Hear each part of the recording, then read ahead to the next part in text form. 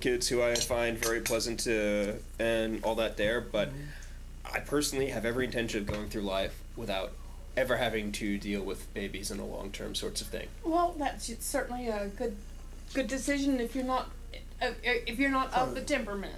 I'm not of the temperament.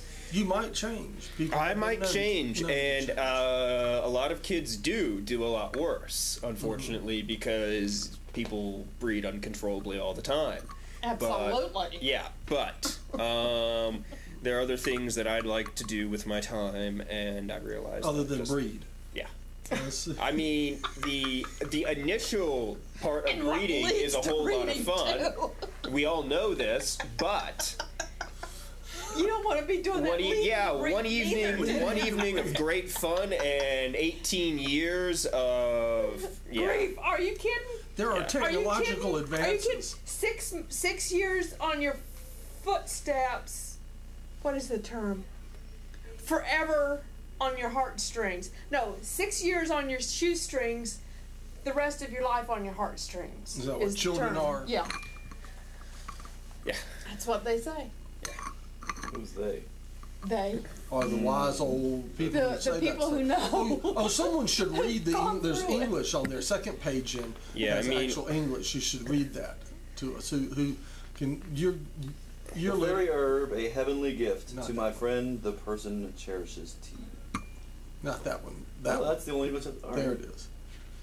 Or as I heard it said once, why go through all the trouble to bring something that's screaming, poopy, and needy into the world that's eventually going to grow up to resent you? And you should lean into the why? PZ. Okay, you want this mic? Slide down this way, and I'll give you this mic, and we'll have my sensuous radio voice.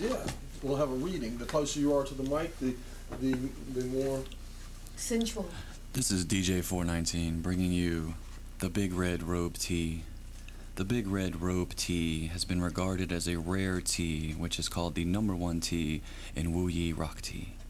Julong Cave, sheer precipice, and overhanging rocks in the Wu Yi mountain is the original growing place. It's the few famous... What? That doesn't even make sense. Read it as it's written. It's the few famous tea to emperors in history. The local scientific research Institute has done many experiments in the same condition and achieved successful in growing by non-seed after PR China founded. It keeps the special taste of original. The Big Red Robe Tea by appraisal of the specialists. It has special deep fragrant smell and palpability and duration good taste, which makes you nice feeling after drinking. It can also remain the taste after several makings. Thank you. I wish you'd been able to say that whole thing without cracking up, because if you'd read that beginning to end with the radio DJ voice, that would have been classic. No, it's the few famous tea to emperors in history. That's not something's lost in translation there. Yeah.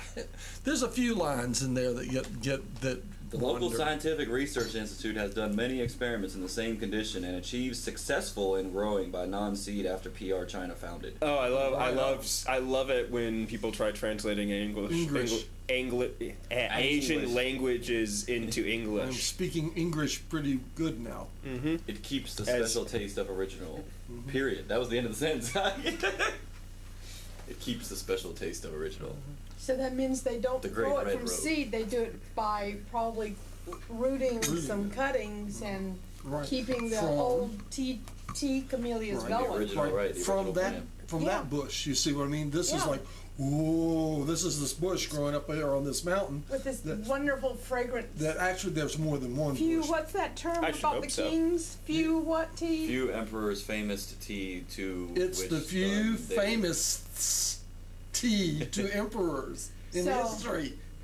So there's the bush that did it. Yes, sir. And they just clip a few little clippings and root those things. Yeah. And then, but if you go, that's what I was going to tell you. If you go to the website and look, then it shows the agriculture. This just shows the big, the world headquarters and stuff, and it shows a lot of that. But it shows the agricultural end of things at part of the website on some of their pages.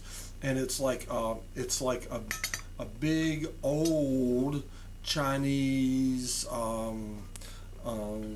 what is it they had in the plantation, if you will, you know, of fields and old Chinese buildings. Unlike here in America, in China, their bushes actually produce something valuable to the country.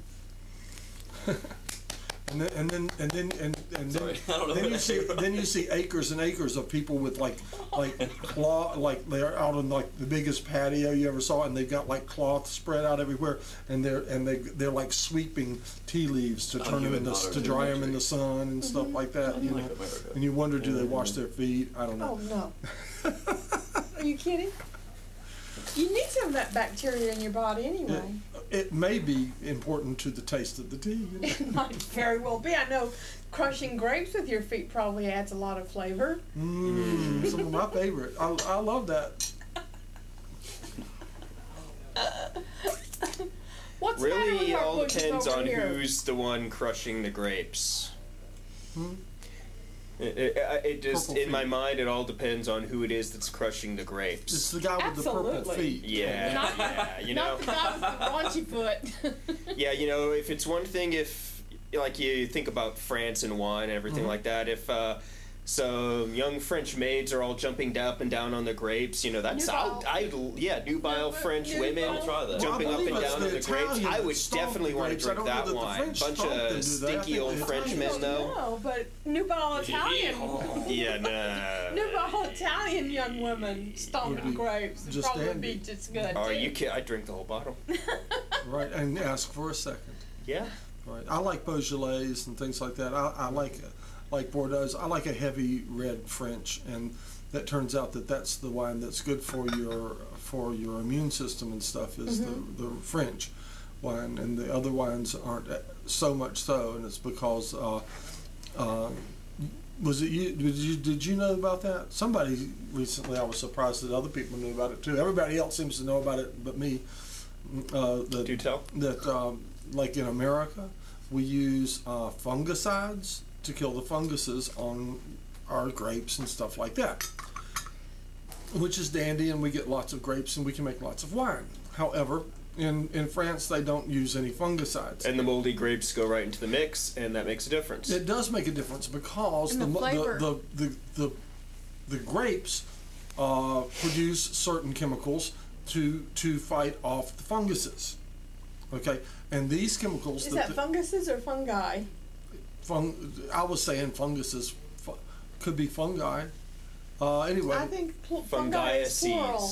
Plural. Anyway, the grapes make chemicals. Just trying to test you here. I understand, but the grapes make chemicals to fight the fungus.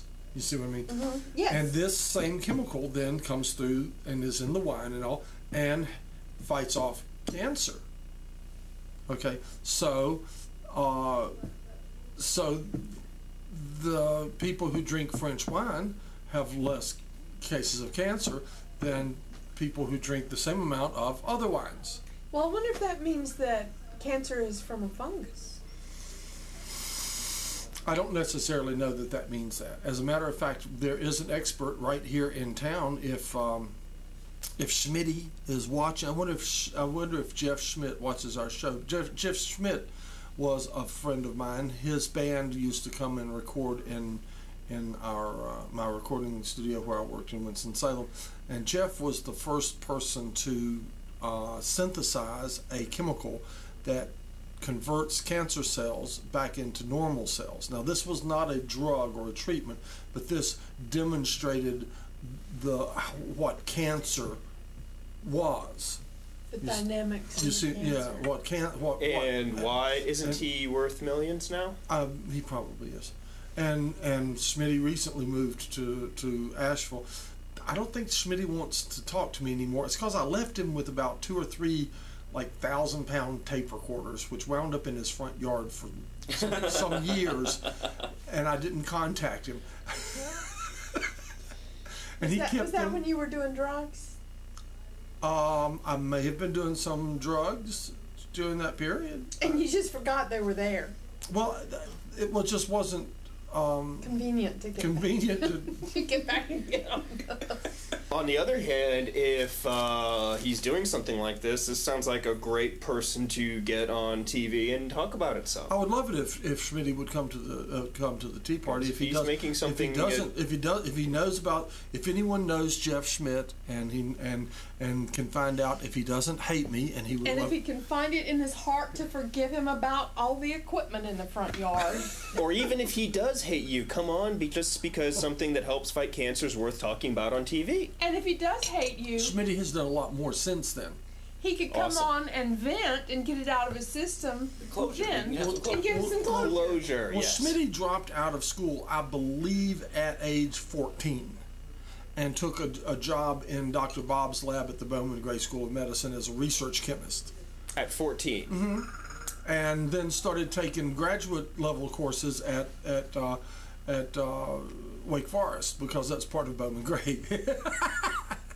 And he did, and without bothering to graduate from high school. Well, when was that?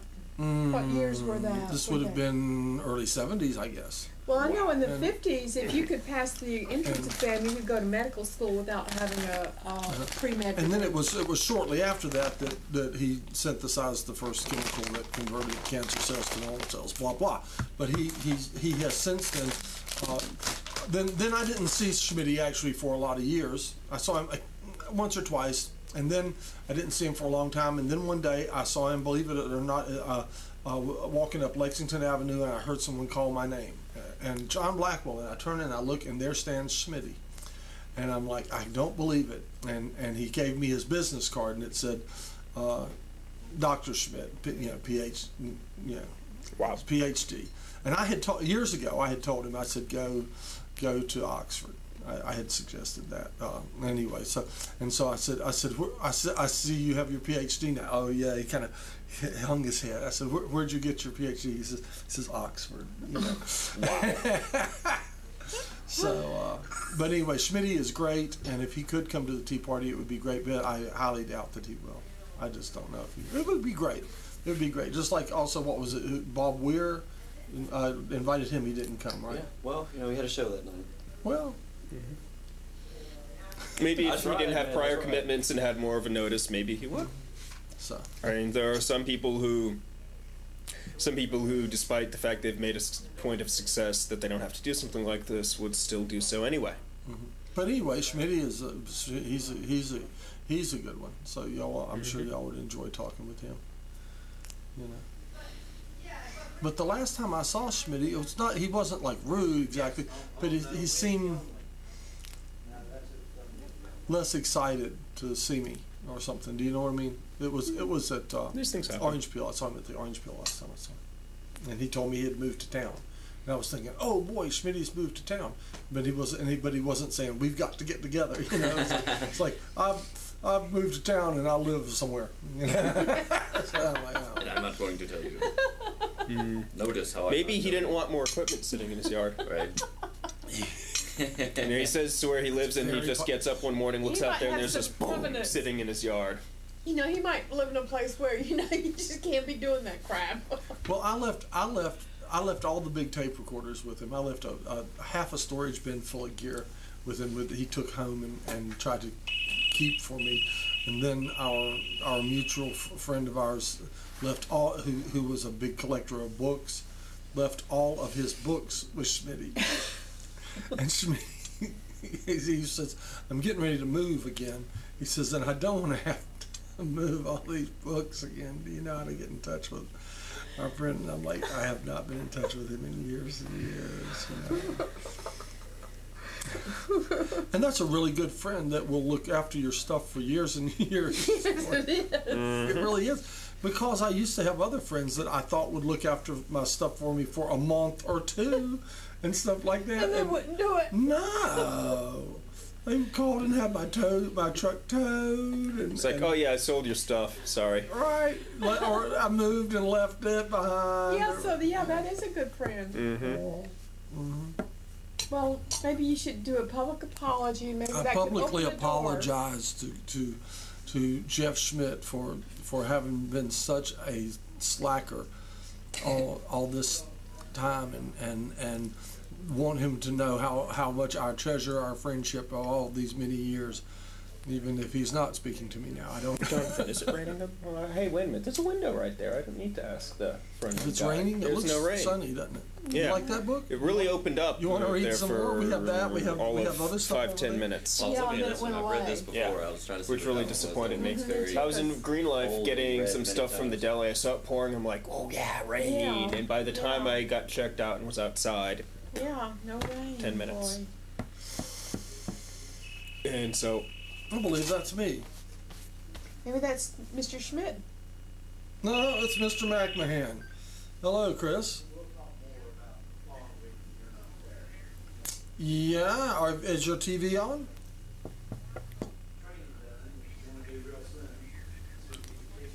You can't pick it. Do y'all have cable TV?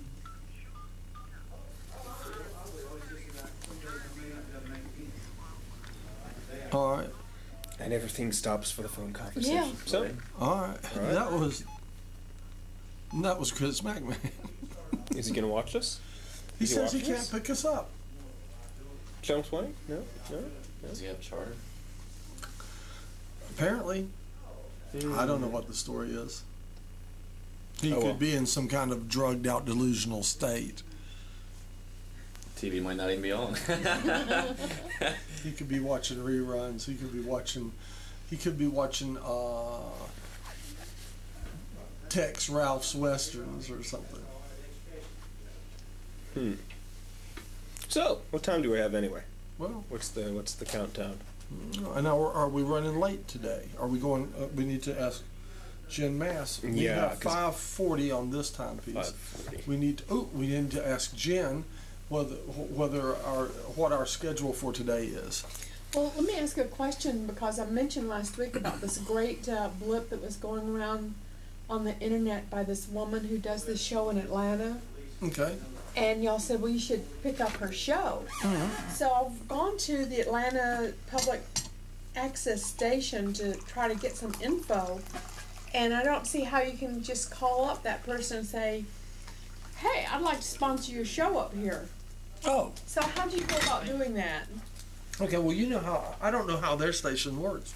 You know how ours works. You know, we have membership, a page where you can see memberships. Now, No, I didn't see that. I looked. I was trying to well, I find was this going to say, woman can today. only members see our membership page?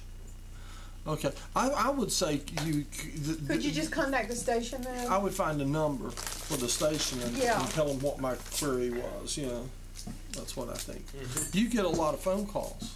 That was the co-host of the Citizen Speak show, and he was just asking some questions about the URT TV staff feedback from his show, and Jen was complimenting Don on his diverse background, and as well as the topics that we covered yesterday. And I was just sharing that with him, and also we're going to change the time frame somewhat. How's that? That show on Wednesday will be from 4 o'clock to 6:30. Okay. It'll be a 2.5 hour vid. Uh-huh. So, And then we'll be from 4 to four- 6:30, and then 3:30 to 6. Okay. no Yeah. four Four from to six- 4 to 6:30. and then 3:30 to 6. Yeah, that's complicated. I already It is. talked to one person who tuned in yesterday. Unfortunately, I completely slipped through it. I meant to show up. These things happen. Sorry. But Is it time for who us to tuned in start thinking that they were going to see again? this it is. and instead saw what was going on yesterday, and they were a little disappointed because they apparently like this, think it's kind of zany and entertaining. And it was like, yeah, it was all serious. And That was stuff. more serious Yeah. topics on the environment mostly. Well, You need to talk he about kind serious of things poo-pooed sometimes. global warming right off the bat. Oh yeah, he doesn't believe in global warming, nor do I. So it's a fallacy. Global warming is a fallacy. Could be You mean the sunspots. fact that the ice caps actually are melting, and Well, they've there's got it on different satellite? variations for that. You Well, know. let me give you a scenario. This is Well- I call it the Diet Coke scenario of the planet. Okay, you get a Diet Coca-Cola and you throw in about 3 or 4 ice cubes, and that Diet Coke stays good and cold. You know, it stays at a good solid temperature, and there's a there's physics behind that, because at a particular temperature, ice melts. and it maintains that temperature, and it maintains its environment at that temperature, and it melts. However, when those ice cubes in that Diet Coca-Cola, when they melt down and they get real little, the temperature of the Diet Coca-Cola starts to increase. Right. And as soon as and then they melt down really fast, and then that Diet Coke gets hot.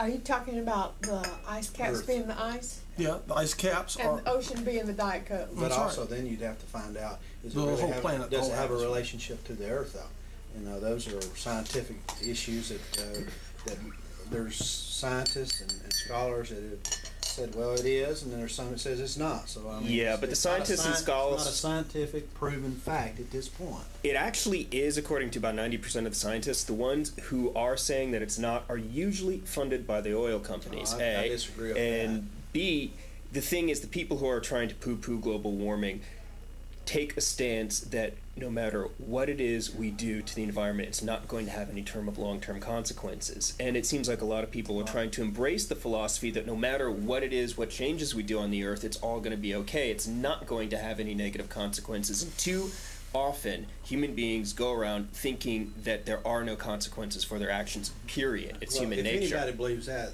that's a fallacy in itself, because what you do on this Earth will have lasting effects, no doubt. But global warming is an issue that there's both scientists on both sides, nor do I believe that 90% of the ones, or the 10% that doesn't agree, is funded by oil companies. I don't think that's accurate. But of course, I don't have my stats, so I wouldn't be able to debate you on that. We are one of the last nations to hold out on this, though, and it's usually because of the amount of concentration of money and who it is that doesn't want this talked about in this country. Well, it also could be that, or it could be the fact that the other countries wouldn't abide by it, and they could produce a lot of productivity and pollute the Earth. There are a lot. Guess what? And then we're restricted to doing it by the book, and we couldn't have no production. There are a lot of nations who agree global warming has happened who aren't going to abide by it anyway because it's an economic problem. But they say, oh yeah, global warming's happening, but we need to make money. So right, well, if we can just straighten out the one issue from yesterday about global warming, we could let all the rest. That's what we'll do every Tuesday. We'll pick one problem issue and straighten it out. And and the mad scientist. What is I think and so yes, global warming is a reality, folks. Is one developing? Could be a reality, could be fallacy. There's one. I want to say it's Indonesia. Their government. No, on your show it can be a fallacy. On my show, it's a reality. I believe it's the Indonesian government who I was hearing about. Who absolutely, they say, oh yeah, global warming's happening, and we're trying to figure out ways to do damage control in terms of the consequences that they think are coming. But they've also said, but we need to develop economically, and they're not going to slow down one bit in that department. So. But in global warming, though, if I'm not bad mistaken, they're talking about the change of the temperatures dramatically and warming. However, we had the coldest winter in history. On the history book. So where does that come into play for global warming? I mean, where would you come in at that? I got you. All right, he's waiting for this moment. Yeah, you guys said this yesterday, and this is a common misperception of what global warming is. People think that global warming means that everywhere on the planet is going to get warmer. You're not in the show. That is not what global warming means. Global warming means the overall average temperature will get warmer. What that means is you will have more extremes in weather.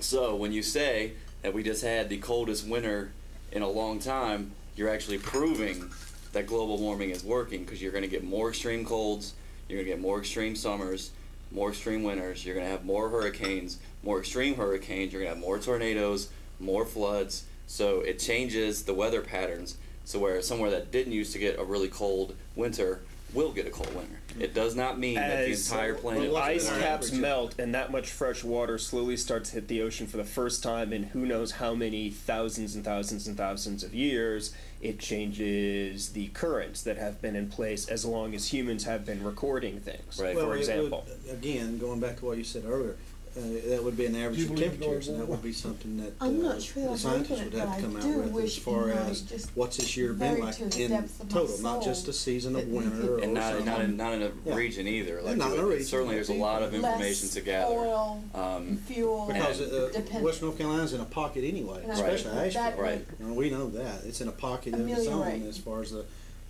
some temperatures of and the everything. So, Right. global you know, warming it issues. could be, and that would be a very good show to have some That's real good what I- experts Right. that knows the stats and could counter each. I don't. Well, have it's, that. I'm just letting you know that you guys said it yesterday on your Drink up show, and and I have a wanted ball. to, because that is a That's all common there is. misperception, is that, It's well, too global late. warming can't be Live real underground. because we just had the coldest winter. That doesn't mean anything. We've also That's recently, completely one of the irrelevant. most powerful hurricanes ever on record, Right. practically destroyed New Orleans. Right. So Weather's getting more extreme all around. yes, it's not. It's Look not. at the extreme drought we're having right now. Isn't it rain? Well, Well- I'm not a tree hugger, and John just asked me, did I believe in global warming?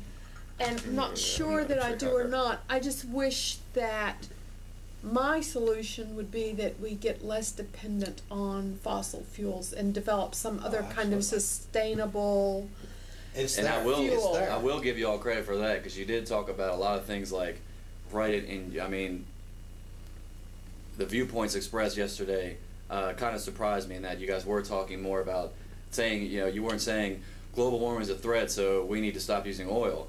You were saying, there's certain things that are uncertain and blah, blah, blah, and also, but we still need to think about alternatives or whatever, and you guys Absolutely. did explore that, so I'm not trying to say that you guys were like, oh, blah, blah, blah, and it wasn't like that, but that is I the one appreciate point, because the rest of the show was very, very good, but that is the one point, and the only reason I'm so adamant about it is because it is the most ignorant of people who profess that, and I want to make sure that you guys do not, you do not want to associate yourself with the people who are just refuse to listen to anything. I would want to get my facts from some scientists. Right. Yeah. And like You're Matt sitting said at the earlier, mad it scientist would tea be- party. You're surrounded, dude. You know. Yeah, That's just a, get it's a big- surrounded with But scientists. I just want you to be aware that if you don't want to be associated with the idiots out there, and there are some idiots. Oh, I'm sure there's some. Right. The people way drinking out the in way out Kool-Aid. in the- Yes. The Kool-Aid. Kool-Aid drinkers. Right. Yeah. So just that. Well, no, just- not all Kool-Aid is bad. Oh no, I love Kool-Aid. I love Kool-Aid. No, not all Kool-Aid is bad, but that's an analogy for people who blindly Yeah. kill themselves Right. I know. over Yeah. Yeah, over but there's a good leader mad that's scientist crazy. Kool-Aid. There's good mad scientist Kool-Aid. Oh, too. okay, good. I used to have a friend that, You mean like our president? I used to have. Oh, no. I used to have a friend that had Like a our bumper. Yes, yes. a previous president.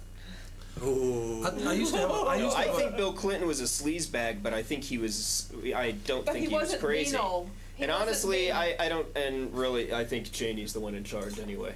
No, that's not true.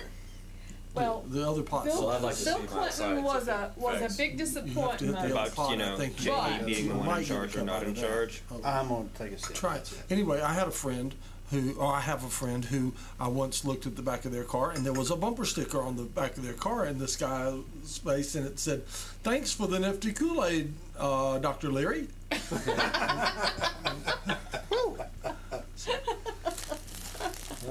Kool-Aid. So all Kool-Aid is not. There's nifty Kool-Aid. Yeah. It's not all- Okay. Nifty's good. Nifty. All You know, right. going to Kool-Aid, I like traditional Kool-Aid. I don't like the new stuff. They'll have the spunky, sporadic orange. I don't know if you ever